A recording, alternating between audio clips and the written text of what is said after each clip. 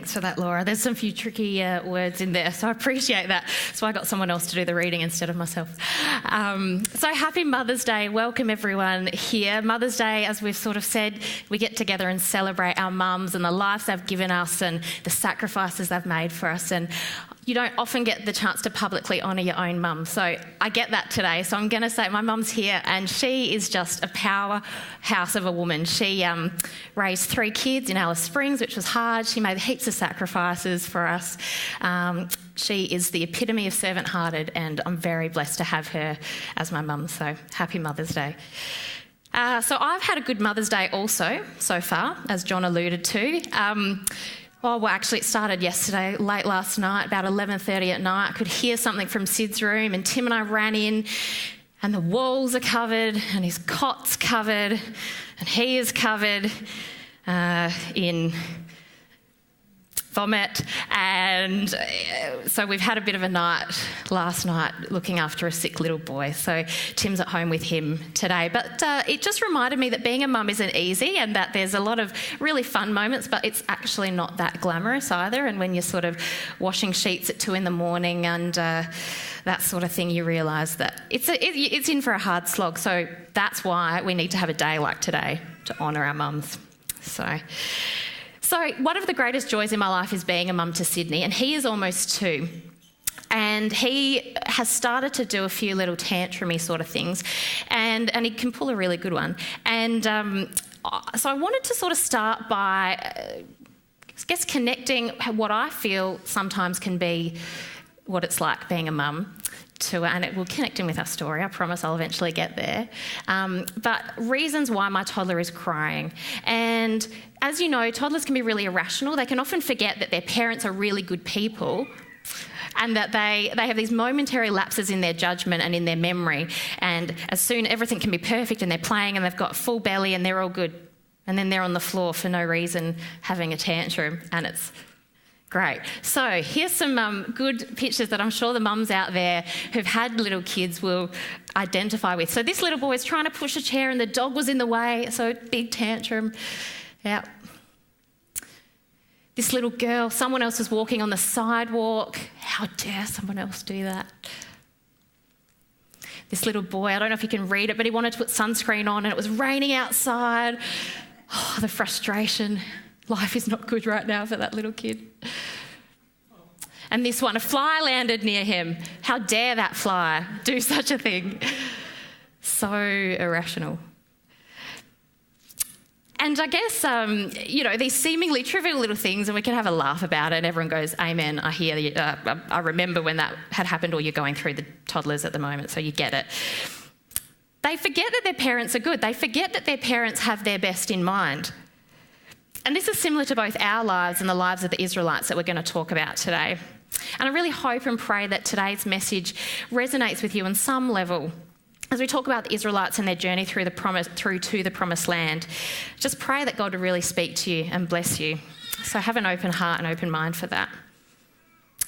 So let's get into the word for today. So we're looking at the Israelites, and thanks again, Laura, for reading that message. But we're going to skip to proceed and just go through a little bit of a background of where the Israelites were at the time that our verse is.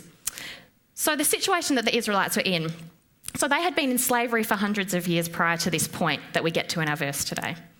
Their time there, as you would all know, not fun. They'd been in slavery.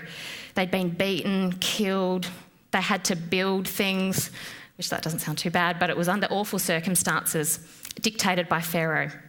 And then they had their grand exodus from Egypt, and that's when they were expecting to go to the promised land. That was in line with the promise that had been given to them, that God would deliver his people into the promised land. So the Israelites saw many miracles performed by God throughout this time, so both in Egypt and then on their journey through. So they saw the plagues that came through, as you would recall, that allowed them to actually exit out of the Egyptian time. Exodus 14 talks about the parting of the Red Seas, and we're very familiar with that story about when the seas parted so the entire nation could walk through. They had an incredible supernatural cloud by day that would lead and protect them, and they had a fire at night that would provide them with warmth. It was all holy supernatural stuff that was going on here. God purified bitter water so that they had water to drink. He gave them manna to eat, which was a substance that was totally nutritious. It was boring and bland, but it was nutritious. Yet, as you would also recall on their journey, 3 months after all of these amazing, miraculous, supernatural, fabulous things happened, that's when they built the golden calf. That's when they started to build idols. So they've just had all these amazing experiences, and they've seen God's provision, and they've seen God working in their lives, and then they go ahead and they forget. They forget that it's God that brought them to that point, and they make idols so that they can control their own circumstance. These people that had seen this mighty work, they'd seen miraculous things happen, things that we couldn't comprehend, developed a serious case of amnesia.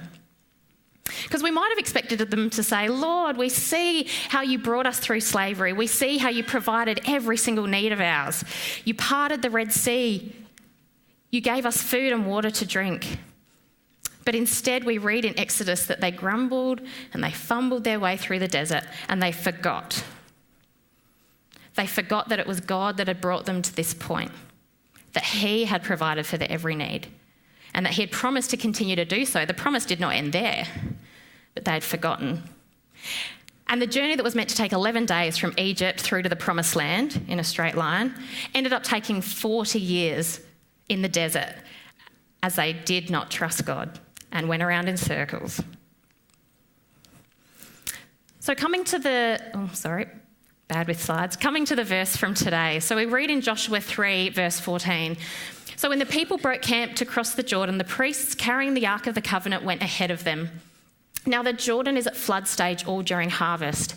Yet as soon as the priests who carried the Ark reached the Jordan and their feet touched the water's edge, the water from upstream stopped flowing. It piled up in a heap a great distance away at a town called Adam in the vicinity of Zarethan. While the water flowing down to the Red Sea at Arba, that is the Dead Sea, was completely cut off. So the people crossed over opposite Jericho.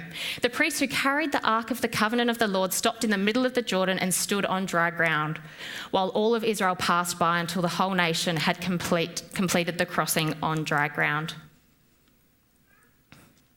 What a miraculous thing that God did. And it's interesting to me that the thing that they had done coming out of slavery, the Israelites had been taken through the Red Sea and the waters had been parted. That same miracle was conducted 40 years later when the Israelites are crossing the Jordan.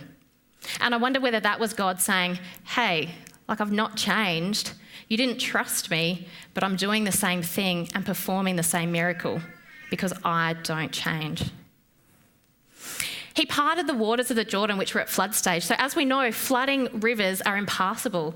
They're dangerous. There's a huge amount of force.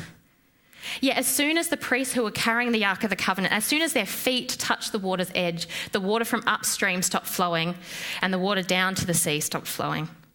Completely cut off. Completely miraculous. Things that we ourselves just can't even fathom. It just doesn't even make sense. Miraculous. So many supernatural elements were brought together for this event to take place. And the Israelites saw it. They'd seen it 40 years before with the parting of the Red Sea, and they're now seeing it again as God fulfills that promise for them to go into the Promised Land.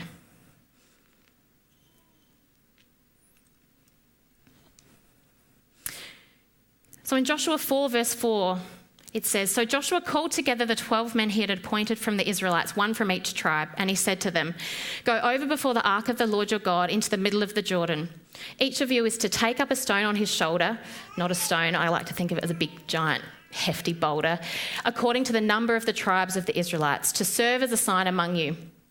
In the future, when your children ask you, what do these stones mean? Tell them that the flow of the Jordan was cut off before the ark of the covenant of the Lord. When it crossed the Jordan, the waters of the Jordan were cut off. These stones are to be a memorial to the people of Israel forever.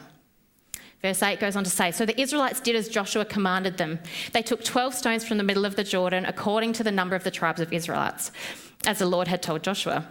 And they carried them over with them to their camp. It's really hard to see that screen.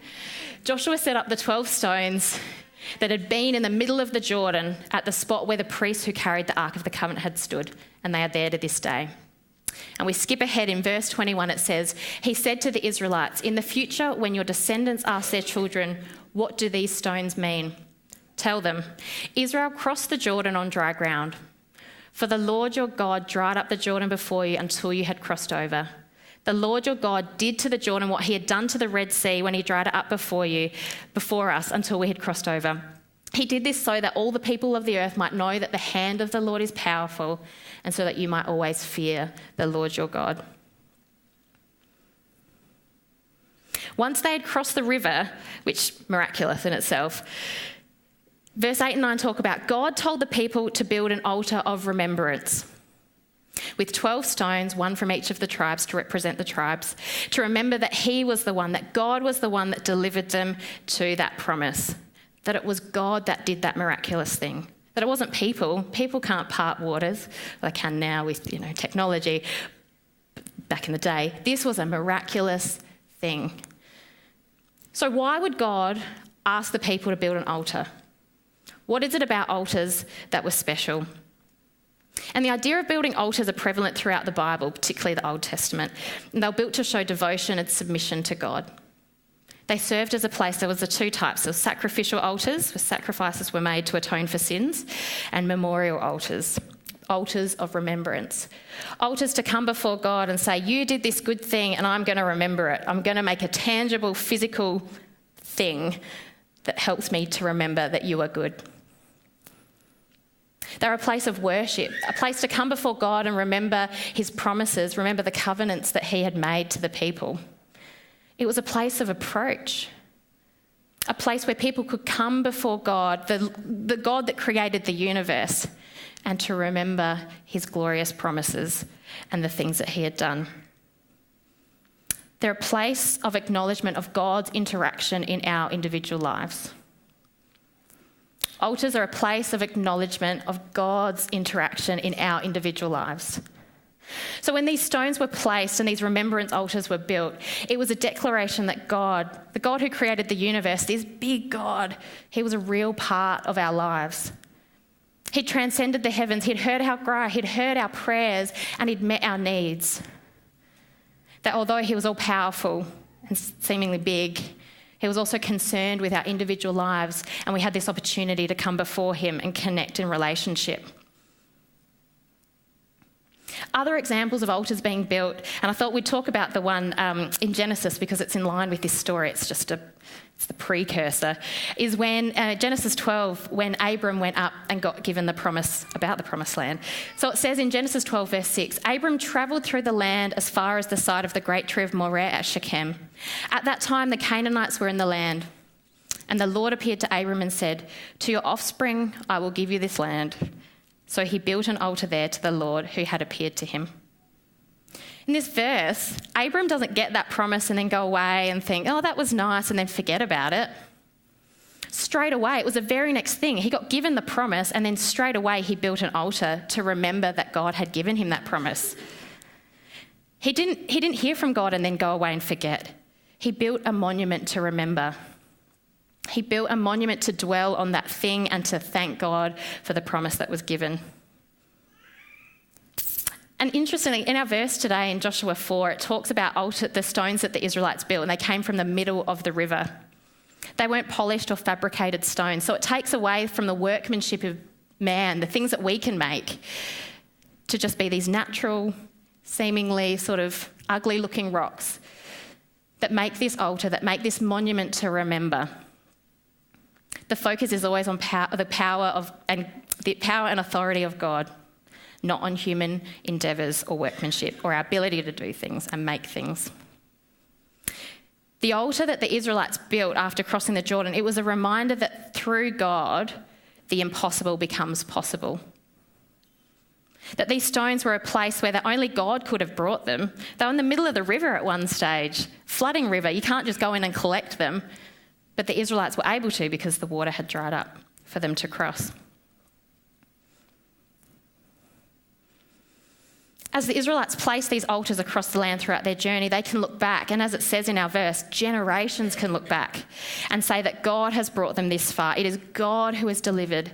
It is God who did that good thing. It is God who provided sustenance. It is God who answered our prayers. Here they set aside a record of the significant moments in their journey. And it provides them with an opportunity to reflect back later, for generations to reflect back and look at the goodness that God has done in their lives. God knows it's human nature to forget. We forget stuff all the time. I'm particularly bad at that. I'm trying to get better. It's terrible. I'm terrible. We forget. Humans forget. How often did the Israelites forget along their 40-year journey through to Canaan? They forgot God's promises over and over. They forgot that in Genesis, God had given Abram a promise that they would take that land, it would be theirs. But they forgot, and they took matters into their own hands. Their circumstance at the time dictated their actions. And they forgot that it was God that brought them out of slavery. And instead of trusting that he would take them to the land of freedom that he had promised, they grumbled, and it took them a really long time to get there. We laughed this morning about, the trivial little complaints of children. We laughed and cried a little bit. At that time, when a toddler's having a tantrum, they're forgetful of all the good things in their lives, that they're fed, that they're clothed, that they have heaps of toys, particularly in our, sort of Western world. Our kids have everything they need, yet they forget. They have these momentary lapses where they forget.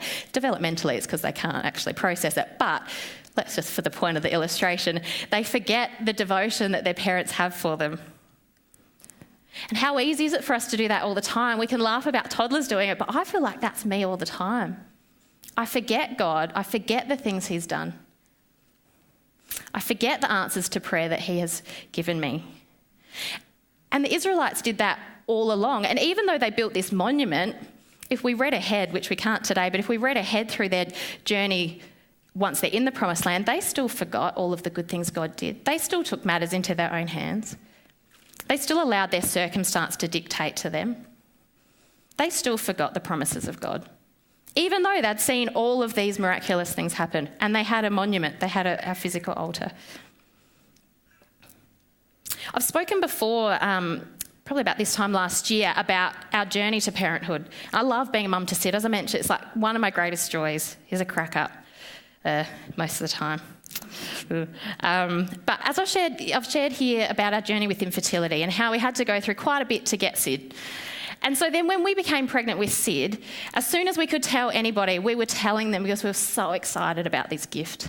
And although we had to go through fertility treatments, we still wholeheartedly believed and still believe that Sid was a gift from God, despite there being medical intervention. God answered our prayers. He gave us a gift of a child. This child that I never thought I would have, I now had as part of my family. And I told anyone that would listen that there was this miraculous thing. It was amazing. God has done this good thing. And then there's been so many times since Sid's been born where the uncertainty of God's faithfulness and provision has come into doubt in my mind, where my circumstances have spoken into me, and that at different times you can find yourself thinking God isn't real. He doesn't care for my daily struggles. He's not faithful. Those promises that he made are for someone else. Despite having this beautiful provision of a child, a gift from God, I can still forget God's promises. I can forget his faithfulness. I forget that he did a good thing at that time. Because as you move on and as your circumstances dictate to you, that becomes a lot more real in your life. And like the children that we saw the pictures of earlier, who had a momentary lapse that their parents are good and had these tantrums, I can so often myself forget that God is a good God at his core. Like the Israelites, how often do we forget the wonders of God? How often do we look at our current circumstance and we're dictated by that? We say, God is not in this. God is not real. Maybe God doesn't even exist. He doesn't care. We might be in a valley and we forget the mountaintop experiences that we've had because we're human. We forget those moments where God lavished blessing, where he gave us a gift of grace and a gift of salvation. How often do we forget? So often when God answers our prayers, we accept it and then move on. And we don't spend time with gratitude and reverence. We take matters into our hands like the Israelites and try to control our circumstance. We have to consider that in building the altar, the actual physical building of it, because these stones were hefty, that the Israelites had to spend time. They had to spend time reflecting on that current answer to prayer, or that current miracle, or that current provision. The actual physical building, so I'm picking up, placing these structures, I don't know how long they would have taken. What do you reckon? I don't know. A bit of time. They're big rocks. It was a time when people had to stop and reflect and thank God, to dwell on what had happened. They had to stop. And I'm not coming up here and say that God asks us to physically build altars in our backyard. We don't have to go down to Bunnings or Paraka Sand and Metal and get big boulders and put them in our backyard. God's not saying that. But for us today, this story is a reminder that God is faithful at all times, through all circumstance, in the midst of whatever is happening in your life, and in the midst of whatever your heart is feeling or telling you. God knew that the Israelites needed to build these physical altars, these physical reminders, because he knew that they were going to move on and forget, which they did. But having those altars there meant that they could look back, that generations could look back and see that God provided then, and that means he can provide now. We need to be intentional about remembering God's faithfulness. We need to actively carry a reminder with us, because we're human and we forget. I wonder whether you've had an experience of having a blatant answer to prayer and being so grateful in the time, but then forgetting. Maybe you felt God spoke to you to a particular point in your life, and then years on you've actually forgotten that it was God that did that and led you in that direction. And I wonder what you could do in your life to remember the things that God has done. If you've had those things in your life, those monumental sort of mountaintop experiences, what can you do to remember God in those moments and for future? Maybe you need to build a pile of rocks in your backyard to remember. Maybe you just need a visual reminder. Stick something up around your house. Write it in a journal. Maybe someone can prompt you. Maybe a friend can prompt you. Let us make a point today to remember that it is God who provides and is faithful. It is God who brings us to the points where we are in our life, and wherever that is, if you're in the valley or if you're on that mountaintop, whatever the spectrum is that you're experiencing right now, God is in that, and we need to remember that. Verse 21 of Joshua 4 says, I've got it here. In the future, when your children ask, what do these stones mean? Tell them, Israel crossed the Jordan on dry ground, for the Lord your God dried up the Jordan before you until you had crossed over. The Lord your God did to the Jordan what he had done to the Red Sea when he dried it up before us until we had crossed over. He did this so that all the people of the earth might know that the hand of the Lord is powerful, and so that you might always fear the Lord your God. He did this so that all the people of the earth would know that the hand of the Lord is powerful, and that you might always fear the Lord your God. We're going to finish up today with a band coming and doing another song for us called Oceans. And I just really want you and encourage you to reflect on perhaps the experiences in your life that maybe you have forgotten that God is in them, or God was with you at that point. Take some time to just sort of dwell like the Israelites did in setting up an altar, but maybe more for us today. It's just about, in our minds, just dwelling, coming before God, being thankful, and being cognizant that he is with us wherever we are, whatever our circumstance. That it is God that brings us to these points. That it is God who is faithful. Think about what sort of things you can do in your life that you could set up that helps you to remember those things if you need a reminder, which I do. Thanks. I value their ministry among us as a body, so thank you so much today, and I'd like to offer you a beautiful cyclamen. Thank you. And this is to say thank you so much for sharing today, and may those beautiful flowers bring you some joy. Thanks. In the Try to keep it alive. I'll try. Let me pray. Heavenly Father,